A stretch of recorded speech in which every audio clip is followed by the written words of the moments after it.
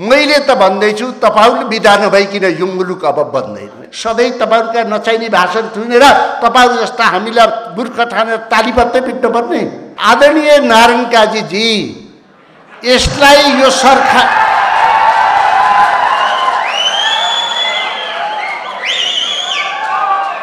सरकार ढालेको अमेरिकाले हो कि भारतले हो कि चीनले हो कि शेरबहादुरजी हो, यो प्रश्न गर्नु चाहन्छु। आफूले केही गर्नु छैन, भिख माग्ने भन्दा कुरा केही पनि छैन, आफ्नो जनशक्तिको उपयोग गर्ने होइन, कसरी बन्छ मुलुक? सरकारले चलाउन सक्दैन, झगडा मात्रै गर्ने हो, कुकुर बिरालो जै गर्ने हो, आफ्ना कुरा गरेर कूटनीति बन्छ भने त्यसरी यस्ता भकमपोसे कुरा गरेर मात्रै मुलुक बन्दैन। न रिफर्म छ, न परफर्म छ, न ट्रान्सफर्म छ। त्यही बोली मात्रै सुनेर नेपाली जनताले कहिलेसम्म चित्त बुझाउने? पार्टीहरूका रसिद लिएर कहिलेसम्म बस्ने? केपी ओलीजीलाई नभनौँ भने पनि भोलि हराउने गाली गर्ने डर हुन्छ। शेरबहादुरजीलाई नभनौँ भने पनि भोलि टिकट नपाउने डर हुन्छ। हेर्नुहोस्, द्याट इज द कूटनीति। कूटनीति भनेको के हो? राजदूत भनेको के हो? झोलेहरू पठाउने ठाउँ हो, पैसामा बेच्ने ठाउँ हो। त्यसले स्वाभिमान राख्छ के? त्यसले पृथ्वीनारायण शाहको अपमान गर्दैन? झोले गुटका त्यति दुईटा भएन भने पैसामा बेचेर राजदूत बनाएर उसले स्वाभिमान राख्छ? पृथ्वीनारायण शाहले अमेरिका बन्नुभन्दा 8 वर्ष पहिले नेपाल बनाएका हुन्। तपाईहरुलाई बनाउने अधिकार छ, बिगार्ने अधिकार छैन कसैलाई पनि। यो कार्यक्रमको आयोजना गर्ने आयोजक सभापतिज्यू, हामी सबैले आदर सम्मान गरेका प्रमुख अतिथि आदरणीय केपी शर्मा ओलीज्यू, यस कार्यक्रममा अन्तर्राष्ट्रिय सम्बन्धको बारेमा विश्व रङ्गमञ्चमा उभिएर पढाउन र पढ्न सक्ने प्रोफेसर खड्क केसीज्यू, पूर्व परराष्ट्र मन्त्रीज्यूहरू, साथीहरू सबैलाई मेरो जय नेपालको हार्दिक अभिवादन। नारायण काजीजीले यति धेरै थपडी खानुभएको छ, मेरो बोली कमजोर हुन सक्छ। तर मलाई एउटा प्रश्न छ। केपी ओलीजीले उहाँको नेतृत्वमा नेपालमा झन्डै 2/3 सरकार बनेको थियो। 3 वर्ष सरकार चलेको पनि थियो।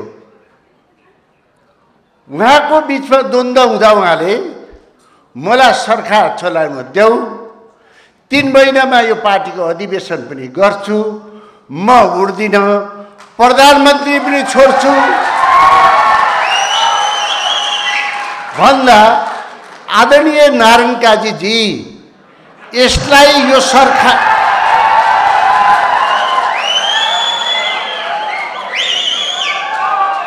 सरकार ढालेको अमेरिकाले हो कि भारतले हो कि चीनले हो कि शेरबहादुरजी हो, यो प्रश्न गर्नु चाहन्छु।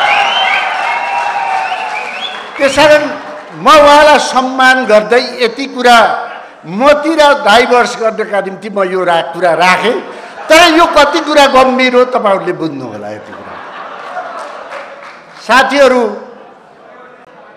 चुनौती र अबको बाटो यो अत्यन्त महत्त्वपूर्ण कुरा हो। यसको लामो व्याख्या विद्यार्थीहरूलाई पढाउनका निम्ति खड्ग केसीले मात्रै सक्नुहुन्छ हाम्रो विश्वविद्यालयमा। यो कुरालाई पनि हामीले मनन गर्नुपर्दछ। पृथ्वीनारायण शाह जसले नेपालको एकीकरण गरे, जङ्गबहादुर जसले नेपाललाई बाँके बर्दिया कैलाली कञ्चनपुर नेपालको लाए, नेपालको निम्ति कूटनीतिक तरिकाले नेपाललाई हाम्रो लिएर आए, बीपी कोइराला जसले माओसेतुङदेखि नेहरूसम्मलाई मेरो सगरमाथा मेरो हो त्यति मात्रै भनेनन्, पाकिस्तानले इजरायललाई दैत्य सम्बन्ध दिए त्यति मात्र होइन, मेरो अहिलेको पार्लियामेन्ट त्यसको नेतृत्व केपी ओलीले गर्नुभएको थियो। सरकारको प्रतिवर्षको नेता शेरबहादुर देउपाजी हुनुहुन्थ्यो। 32 वर्षपछि चुच्चे नक्सा पास गरेका यी सबैलाई म आदर र सम्मान गर्न चाहन्छु। कूटनीति के हो त? केपी ओली प्रधानमन्त्री, शेरबहादुरजी प्रतिपक्षको दलको नेता। अहिले म बीचमा छु, नेपाल जस्तो बीचमा। केपी ओलीजीलाई नभनौँ भने पनि भोलि हराउने गाली गर्ने डर हुन्छ। शेरबहादुरजीलाई नभनौँ भने पनि भोलि टिकट नपाउने डर हुन्छ। हेर्नु, द्याट इज द कूटनीति। सडकबाट ढुङ्गा मुढाबाट कूटनीति निर्धारण हुँदैन, विदेश नीति बन्दैन। यो कुरा हामीले बुझ्नुपर्छ। कूटनीति हामीले कसरी प्राप्त गरेको? सरङचङ गम्पोलाई भिरकुटी दिएर हामीले कूटनीति मिलाएको होइन भने यो कुरा हामीले कहिले बुझ्ने हो, कहिले जान्ने हो? 30 वर्ष भयो बहुदल ल्याएको। अहिले पनि हामी के भन्छौँ भने साझा राष्ट्रिय सहमति चाहिन्छ। कहिले गर्ने हो? सरकारले चलाउन सक्ने होइन, झगडा मात्रै गर्ने हो, कुकुर बिरालो जै गर्ने हो, आफ्ना कुरा गरेर कूटनीति बन्छ भने। त्यसरी यस्ता भकम बसे कुरा गरेर मात्रै मुलुक बन्दैन। मैले त भन्दैछु, तपाईँले बिदा नभइकन यो मुलुक अब बन्दैन। यति कुरा साथ चाहन्छौँ। हाम्रो कल्पना के हो? हाम्रो ब्रह्माण्डको निर्माण सबै मानव जाति हो, सबै प्राणीको निम्ति बनेको भनेर त हामीले कल्पना गर्छौँ। सर्वे भवन्तु सुखिनः हाम्रो लक्ष्य हो। वसुधैव कुटुम्बकम् हाम्रो अनुयायी, हाम्रो आदर्श हो। यसको आधारमा हामी अगाडि बढेको। यस दर्शनको बारेमा कुनै धार्मिक पण्डित भन्दा बढी केपी ओलीजी हुनुहुन्छ हामीले सुन्न पाएका छौँ। मलाई त्यो लाग्छ। उहाँले गरेका पूर्वीय दर्शनको बारेमा उहाँले गरेका व्याख्याहरू मलाई पनि आनन्द तरिकाले सुन्न मन लाग्छ। त्यसैले त हामीले यही सिद्धान्तको आधारमा हामीले काग पूजा गर्छौँ, गाई पूजा गर्छौँ, नाग पूजा गर्छौँ, गङ्गाको पूजा गर्छौँ। हामी त प्रकृतिको पूजा गर्छौँ नि। त्यसकारण त्यो सिद्धान्त बोकेका हामी मानिस हौँ। यो कुरालाई हामीले बुझ्नुपर्छ। भूराजनीति अवस्थालाई के कति कारणले हेरिन्छ? एउटै कुराले हेरेर हुन्छ? यसको लोकेसन, यो कहाँ पर्छ? शक्तिशाली देश भारत र चीनको बिचमा पर्छ। अब यसलाई हामीले कसरी चलाउने? यसको स्ट्राटेजी कसरी बनाउने? भारतलाई गाली गर्दै सडकमा, चीनलाई गाली गर्दै सडकमा दलाली भनेर कुरा बन्छ, नेता सम्बन्ध बढ्छ। यस्ता कुरा गऱ्यौँ भने त युक्रेन जस्तो वर्षा गोली मात्रै खानुपर्छ। यो कुरा कूटनीति तरिकाले कहिले सल्भ गर्ने? यो त्यसकारण लोकेसन, हामी जुन लोकेसनमा छौँ, हामी अरू विश्वका व्यक्तिहरूभन्दा बढी कूटनीतिक हुनुपर्छ। जुन कुरा प्रोफेसर खड्क सरले भन्नुभयो कि हेनरी किसिन्जरले नेपालको परराष्ट्र नीतिको बारेमा प्रशंसा गरेका छन्, जुन आज 90 वर्षका भइसके, जसले शीत युद्धका बेलामा अमेरिकाबाट पनि सहयोग लिएको थियो, रसियाबाट पनि सहयोग लिएको थियो। त्यो देश हुने त्यो कुरालाई हामीले भन्न हुँदैन। नेचुरल रिसोर्सेस, यो भूमण्डलीकरणभित्र यसमा पर्छ। रिसोर्सेस, हामी यो रिसोर्सेसहरूको प्रयोग गर्न पर्यो। हामी जलस्रोतमा जाने हो कि हाम्रो संस्कृतिमा जाने हो कि हामी के प्रयोग गरेर विश्वको रञ्चमञ्चमा हामी अगाडि बढ्ने हो? यो कुरालाई पनि हामीले हेर्नुपर्छ। त्यसै तरिकाले हाम्रो पपुलेसन, कस्तो पपुलेसन छ? हामी भाषा, संस्कृति, जात, धर्म कस्तो किसिमको पपुलेसन छ? त्यसलाई हामीले कसरी सम्बोधन गरेर हामी मजबुत भएर अगाडि जान्छौँ? आज जनजातिले उठाउने कुराहरू, तराईको साथीहरूले उठाउने कुराहरू, पहाडका साथीहरूले उठाउने कुरा, जातीय कुराहरू यस अन्तर्गत पर्छन्। यसलाई हामीले कसरी समन्वय गरेर जाने कुरा हो। यी सबै कुराबाट हामीले इन्टरनेसनल सम्बन्ध हामीले कसरी राख्ने, यो पो हामीले गर्ने कुरा हो। त जहिलेसुकै तालीपिट्टी कुरा मात्रै गरेर 30 वर्ष गए, अब 30 वर्ष जान्छन्, जनताले कहिले 2/3 दिन्छन्, फेरि झगडा गरेर हामी सिद्धाउँछौँ। यसरी पनि मुलुक चल्छ? चल्दैन। त्यसकारण हामीले नयाँ तरिकाले सोच्नुपर्छ भन्ने मेरो हो। अब विश्वले हामीलाई कसरी हेरेको छ यो कुरा नगरिकन यसको पूर्णता प्राप्त गर्छ? 1970 तिर विश्वले हामीलाई बफर जोनको रूपमा हेर्थ्यो। तपाईलाई 90 तिर आएर हामीलाई ल्यान्डलक कन्ट्रीको रूपमा हेरौँ, त्यसपछि हामीलाई लिङ्कको आधारमा हेरौँ, सबैले भारतको आधारमा हामीलाई हेरे। अहिले यो प्रकृतिले हामीलाई यस्तो अवसर दियो, चीन र भारतले अत्यन्त विकासहरू गरे, हामी बिचमा पर्यौँ। कसैलाई भारतलाई कमजोर गराउन होला, कतिलाई चीनलाई कमजोर गराउन होला। त्यसकारण अहिले हामी कहाँ छौँ? ल्यान्ड पावर कन्ट्रीको रूपमा छौँ। त्यसकारण हामी त्यही अनुसारको हामीले कूटनीति बनाउनु पर्यो। पुराना दर्शन, पुराना कुरा, पुराना चित्त बुझाउने कुरा गरेर, पुरानो शिक्षा दिएर अब नयाँ हामी कम्पिटिसनमा प्रतिस्पर्धामा जान सक्छौँ? यी शक्तिशाली मुलुकहरूलाई सही ठाउँमा हामी राख्न सक्छौँ? सक्दैनौँ। यसकारण हामीले पाठ्यक्रममा परिवर्तन गर्न पर्यो, हाम्रो सोचाइमा परिवर्तन गर्न पर्यो, तब नै हामी यो कुरालाई हामी अगाडि बढाउन सक्छौँ। यी अत्यन्त महत्त्वपूर्ण कुरा हुन्, हामीले हेर्न सक्छौँ। तर हामीको सोचाइ हिजो, अहिले र भोलि उही पुरानो शैली र पुरानो सोचले हामी कहिल्यै पनि अगाडि बढ्न सक्दैनौँ। यो कुरा पनि बुझ्नु पर्यो। अब हाम्रा छिमेकीहरू हेर्दा चीनले के गर्दैछ, चीनले के गर्दैछ बुझ्नु छैन, हेर्नु छैन। चीनले के गर्दैछ? चन्द्रमामा रुई र खेती, आलुको खेती गर्दैछ, त्यहाँ आफ्नो सेना लगाएर राख्दैछ। त्यसकारण पश्चिमीहरू अहिले डराएका छन्। चीनले के गर्दैछ? सोसल क्रेडिट सिस्टम बनाउँदैछ साइन्टिफिक तरिकाले। कुन मान्छे के हो, ऊ कसरी चल्छ भनेर स्वतः जानिने कुरा उसले बनाउँदैछ। चीनले के गर्दैछ? आज हामीले पानीबाट बिजुली निकाल्छौँ, अब 30 वर्षमा यो हाइड्रो पावरको पानीबाट कुनै निकालेको बिजुलीको कुनै मतलब हुँदैन। सौर्य उत्पादन गर्दैछ। त्यो सौर्य उत्पादन के गर्दैछ भन्दा सौर्य उत्पादनको निम्ति उसले चन्द्रमा बनाइसक्यो, उसले सूर्य बनाइसक्यो। सूर्यको मेजरमेन्ट गर्दा अहिले चन्द्रमा सूर्यले दिने तापक्रम भन्दा 5 गुणा बढी सूर्यले तापक्रम दिएर विश्वलाई चाहिँ सौर्य ऊर्जाको रूपमा विकास गर्दैछ। त्यो कम्पिटिसनमा हामी जाने होइन। हामी बिचमा बसेका कुरा, हामी असुरक्षित छौँ। आफूले केही गर्नु छैन, भिख माग्नेभन्दा कुरा केही पनि छैन, आफ्नो जनशक्तिको उपयोग गर्ने होइन। कसरी बन्छ मुलुक? पछि यो पानी काम लाग्दैन। यसको उपयोग त हामी 30 वर्ष पहिले गर्न पर्थ्यो। सधैँ झगडा, कमिसन खाने, पिपिए बनाउँदा पानी खाने, त्यहाँ बस्ने नेता धनी हुने, त्यहाँका कर्मचारी धनी हुने, मुलुक सधैँ अँध्यारोमा बस्ने। यो गुणमा कसरी बाँच्ने? हामी यस्ता कुराहरूमा हामीले हेर्नुपर्छ। आज टेक्नोलोजीको कुरा, कूटनीतिको कुरा, चीनको कूटनीति कति मजबुत छ कसैले थाहा पाउँदैन। त्यस्तो कूटनीतिहरू लिएर आउँछ। त्यसैले गर्दा अर्कोतिर भारतले हिजोको जो उसको अवस्था थियो अहिले चेन्ज गरेको छु। उसले आफूलाई हिजोका कमी कमजोरीलाई रिफर्म गरेको छ। भलै उनीहरूको प्रतिस्पर्धामा अहिले भारत जान सकेको छैन। डेमोक्रेटिक कन्ट्री हो, एकैचोटि गोली चलाउन मिल्दैन, दबाउन मिल्दैन, भुलका निस्कै गर्छ। विभिन्न जात जातिहरूको देश हो, उसलाई काम गर्नलाई गाह्रो छ। तर पनि उसले रिफर्म गर्दैछ, उसले आफ्नो परफर्म देखाउँदैछ। आज चाहिँ बिहारमा योगी आदित्यले गरेका क्रियाकलाप हेर्नुहोस् त। 25 करोड जनसङ्ख्यामा उनले कति प्रगति गरेका छन्। आज दिल्लीको केजरीवालको कुरा हेर्नुहोस् त। उनले अस्ति भन्दै थिए मैले दिल्लीमा 7वटा हस्पिटल बनाउँदैछु। त्यो 7वटा हस्पिटल, एउटा हस्पिटल चाहिँ 1400 बेडको हुनेछ।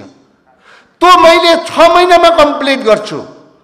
गरिब धनी भन्ने होइन, मैले जनतालाई फ्री औषधि दिन्छु। जस्तो सुकै अपरेसन गरे पनि सरकारले गरिदिन्छ।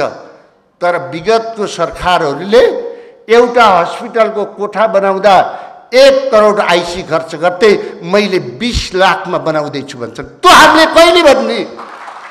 कहिले अरूलाई गाली गरेर हामी बस्ने?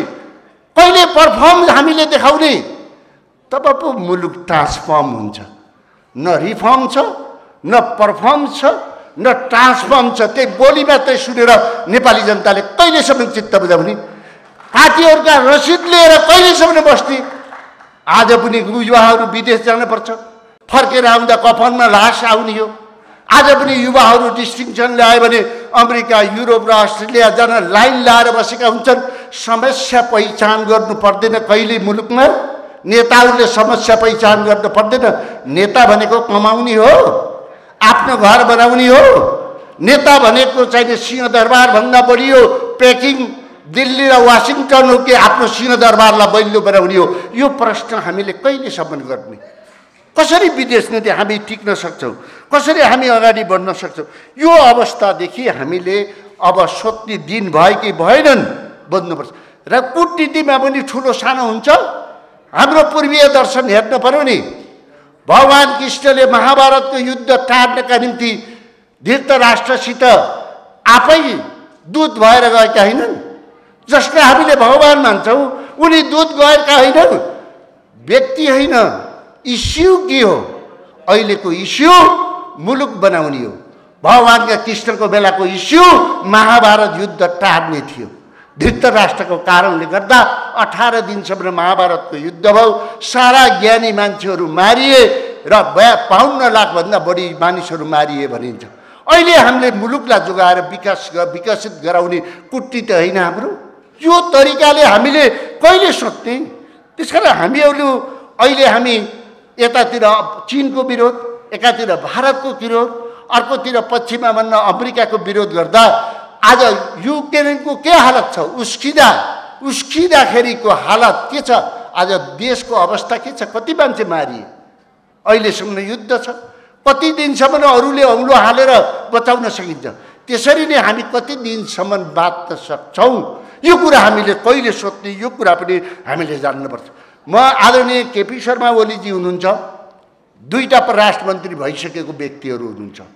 म तपाईँहरूलाई आदरपूर्वक बुझ्न चाहे, हामीले बनाएका राजदूतहरू, विदेशमा पठाएका राजदूतहरू जसलाई हामीले करोडौँ खर्च गरेका हुन्छौँ जनताको ट्याक्स तिरेर, कुन राजदूतले मैले भारतमा यो गरेँ, चीनसित यो गरेँ, अमेरिकासित यो गरेँ भनेर किताब लेखेको छ र उदाहरण दिएको छ?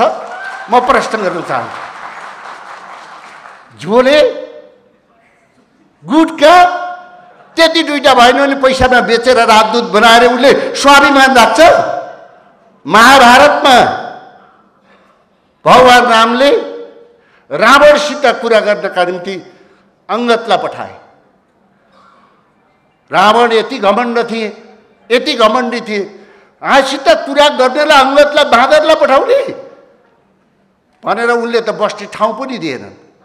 तर अंगद यति चतुर थिए, आफ्नो रामको इज्जत राख्न, देशको इज्जत राख्न निम्ति उनले स्वाट पुच्छर सितेर घुमाउँदै घुमाउँदै गराएर आसन बनाएर रावण बराबरी भए। कूटनीतिक भनेको के हो? राजदूत भनेको के हो? झोलेहरू पठाउने ठाउँ हो, पैसामा बेच्ने ठाउँ हो। त्यसले स्वाभिमान राख्छ के? त्यसले पृथ्वीनारायण शाहको अपमान गर्दैन, जङ्गबहादुरको अपमान गर्दैन, भिरकोटीको अपमान गर्दैन, बिपी कोइरालाको अपमान गर्दैन के? त्यसले अस्ति हामीले पार्लियामेन्टबाट बारेको बास गरेको चुच्चे नक्साको अपमान गर्दैन? यो प्रश्न पनि म तपाईँहरूसित राख्छु। हामीले धेरै कुरा बुझ्नुपर्छ। विश्व परिवर्तित भइसकेको छ। यो कुरा पनि हामीले पहिला बुझ्नु पर्यो। ठुला शक्तिशाली राष्ट्रले पनि बुझ्नु पर्यो। हाम्रो दृष्टिकोण के थियो? विश्वमा हतियार बनाउने, एटम बम बनाउने, आफू सुरक्षित बन्ने थिए र? विश्वको डिस्कोर्स चेन्ज भएको छ सुरक्षाको। आज नेपालको जुम्लामा कुनै रोग आयो भने, कुनै भाइरस आयो भने त्यो हामीले बनाएको प्लेनबाट चढ्दै संसार घुम्दै संसारलाई ध्वस्त बनाउँदै नेपाल आउँदो रहेछ नि। चाइनामा आएको कोरोनाले विश्वलाई सिद्धाउँदै नेपालमा आयो कि आएन? एउटै अदृश्य शक्ति कति पावरफुल रहेछ। हामीले बनाएको एटम बमले अमेरिकाको ताज खुस्क्यो कि खुस्केन? युरोपको खुस्क्यो कि खुस्केन? चीनको खुस्क्यो कि खुस्केन? भारतको खुस्क्यो कि खुस्केन? त्यसकारण शक्तिशाली अदृश्य शक्ति पनि हुँदो रहेछन्। त्यससित पनि हामी सुरक्षित हुनुपर्छ। यो कुरा हामीले कहिले पढाउने? यो कुरा हामीले अहिलेको अवस्थामा सबैले बुझ्नुपर्छ। त्यसरी नै टेक्नोलोजी गरेर त्यसै तरिकाले गर्नुपर्छ। अहिलेको विश्व इन्टर रिलेटेड छ, इन्टरडिपेन्डेन्ट छ, 5G को आविष्कार छ, ग्लोबलाइजेसनले हामी सबैलाई एकै ठाउँमा लिएको छ। त्यसकारण हामी कमजोर छैनौँ। यो अनुसन्धानको भूमि हो, यो शिक्षाको, यो मेडिकलको नेपाल हब हुन सक्छ। विश्वका व्यक्तिहरूलाई हामीले ठुला हस्पिटल बनाएर नेपालमा सस्तो उपचार गर्न सक्छौँ, शिक्षाको खानी बनाउन सक्छौँ। आज हाम्रो विश्वविद्यालयलाई संसारको सबैभन्दा राम्रो बनाउन सक्छौँ, किनभने हाम्रो संस्कृति र हाम्रो क्लाइमेट विश्वको सबैभन्दा राम्रो छ। त्यसको उपयोग कहिले गर्ने? सधैँ तपाईँहरूका नचाहिने भाषण सुनेर तपाईँहरू जस्ता हामीलाई मूर्ख ठानेर ताली मात्रै पिट्नुपर्ने? यसबाट हामी मुक्त कहिले हुने? यो हामीले सोध्नुपर्छ। त्यसकारण साथीहरू, यसका निम्ति हामीसित दुई तिनवटा उपाय छन्। हाम्रो लिडरसिपले अब बेस्ट स्पोर्टम्यानसिप देखाउनुपर्छ विश्व रङ्गमञ्चमा। हामी खुसु सरकारका निम्ति चुनाव जित्नका निम्ति पैसा माग्दै हिँडेर हाम्रो लिडरसिप बेस्ट स्पोर्ट्सम्यानसिप हामीले विश्व रङ्गमञ्चमा देखाउन सक्दैनौँ, तबसम्म हामी अगाडि बढ्न सक्दैनौँ। दोस्रो, वर्ल्ड पावर रेसमा जुन गइरहेको छ विश्व, त्यो रेसमा हामी कम्पिटिसन गर्नु हुँदैन। त्यसको कम्पिटिसनमा लायौँ भने हाम्रो देश युक्रेनको जस्तो हालत हामीले बोक्नुपर्छ। साथीहरू, त्यसैले हाम्रो देशलाई कसैको हार जितको भूमि बनाउनु हुँदैन। हामी असंलग्न हौँ। हाम्रो वीरेन्द्र राजाले शान्ति क्षेत्र घोषणा गर्नका निम्ति अगाडि प्रस्ताव लिएर गएको देश हो। हाम्रा लिडरहरू स्वाभिमानी हुन्। यो कुरालाई पनि हामीले हेर्नुपर्छ। त्यसकारण अर्को पाँचौँ कुरा हामीले के बुझ्नुपर्छ भने हामीले कसैलाई दान दिन्छौँ, त्यो दान दिँदा मैले स्वर्ग जान पाऊँ, मोक्ष प्राप्त गर्न पाऊँ भन्छौँ, त्यसै दान दिन्छौँ र दानमा पनि स्वार्थ हुन्छ भने अनुदानमा पनि स्वार्थ हुन्छ। त्यो त हामीले बुझ्न पर्यो नि। पाउँदा चार खुट्टा टेकेर जाने गरेर हुन्छ। अर्को ऋणको कुरा गर्नु उहाँहरूले। अहिले हामीले विदेशबाट ऋण लिएका छौँ जति, जम्मा त्यो ऋणको 10% प्रयोग गरेका रहेछौँ। अरू सबै ब्याज तिरेर बसिरहेका छौँ। हामीले ऋण किन लिँदैछ? जसले कामै गर्दैन किन ऋण लिने? भोलिको पुस्तालाई ऋण किन बोकाउने? त्यसकारण यस्ता कुराहरू पनि हामीले चाहिने बुझ्नुपर्छ। साथीहरू, हामी यस्तो कूटनीति छ हाम्रो देशको, अहिलेसम्म 30 वर्षको हाम्रो कूटनीति मौन धारण गर्ने। तुइन काटेर नदीमा बगाइदिँदा पनि मौन धारण, सिमाना डुबाइदिँदा पनि मौन धारण, सिमाना मिट्दा पनि मौन धारण। यो मौन धारण हो पनि कूटनीति हो। नेताले गर्ने यही काम हो भने पनि भनिदिनुहोस्। होइन भने स्वाभिमानपूर्वक नेपालीहरू बाँच्नु पाउनुपर्छ। यो नेपाल पृथ्वीनारायण शाहले अमेरिका बन्नुभन्दा 8 वर्ष पहिले नेपाल बनाएका हुन्। तपाईँहरूलाई बनाउने अधिकार छ, बिगार्ने अधिकार छैन कसैलाई पनि। यो कुरा पनि हामीले बुझ्नुपर्छ। साथीहरू, यत्रो कार्यक्रम राख्नुभयो, केही शब्द राख्ने अवसर दिनुभयो। हामी सबै मिलेर मुलुकलाई विश्वको राजनीति डिस्कोर्स, अन्तर्राष्ट्रिय सम्बन्धको डिस्कोर्स, हाम्रो बिहेभियरको डिस्कोर्स सबै परिवर्तन भएको छ। अब हामी सबै मिलेर साझा बनाऊँ, साझा नीति बनाऊँ। त्यो नीतिलाई हामीले अगाडि बढाऊँ। आफ्नोपनले, आफ्नो दृष्टिकोणले मात्रै अब हुन सक्दैन। किनभने हामी एजुकेसनमा पनि पछि छौँ। अरू देशहरूले 300-400 पहिलेबाट एजुकेसनको सुरुवात गरे। हामी जम्मा 60 वर्ष भयो। हामीसित जो शिक्षा थियो त्यो पनि हामीले पढाएनौँ। हामी आफ्नै संस्कृतिको हामी विरोधी बनौँ। त्यसकारण म आग्रह गर्न चाहन्छु, नेतागण, कसैले कुर्बानी गर्नुपर्छ, कसैले दुःख पाउनुपर्छ मुलुकको। हामीले हाम्रो आदरणीय नेताहरूलाई यसको नेतृत्व गर्न, जसरी हामीले चुच्चे नक्सा पास गऱ्यौँ, जसरी सर्वसम्मत बन्यौँ। यहाँ उपेन्द्रजी हुनुहुन्छ, प्रचण्डजी अहिले दिल्लीतिर हुनुहुन्छ, अर्को साथीको तपाईँलाई चीनतिर हुनुहोला, कोही अमेरिकातिर हुनुहोला। यो राम्रो कुरा हो सम्बन्ध बढाउने। तर हामीले यो मुलुकलाई फाइदा के हुन्छ, मुलुकको हित के हुन्छ, यो हाम्रो सबैभन्दा पहिलो चिन्तन हुनुपर्छ। यही कुरा त बिपी ओलीले भने होलान्, यही कुरा त सोचेर पृथ्वीनारायण शाह लाए होलान्, यही कुरा सोचेर त जङ्गबहादुरहरूले हामीलाई चाहिने 4वटा जिल्ला ल्याइदिएका थिए होला। यही कुरा सोचेर त भिरकुटीलाई हामीले चाहिँ नि तिब्बतमा बिहा गरिदिए थियौँ होला। यही कुरा सोचेर राजा वीरेन्द्रले शान्ति क्षेत्रको प्रस्ताव अगाडि ल्याएको होला। यही कुरा मनन गरौँ। मलाई बोलाउनु भयो, केही कुरा राख्न दिनुभयो। धन्यवाद। जय नेपाल।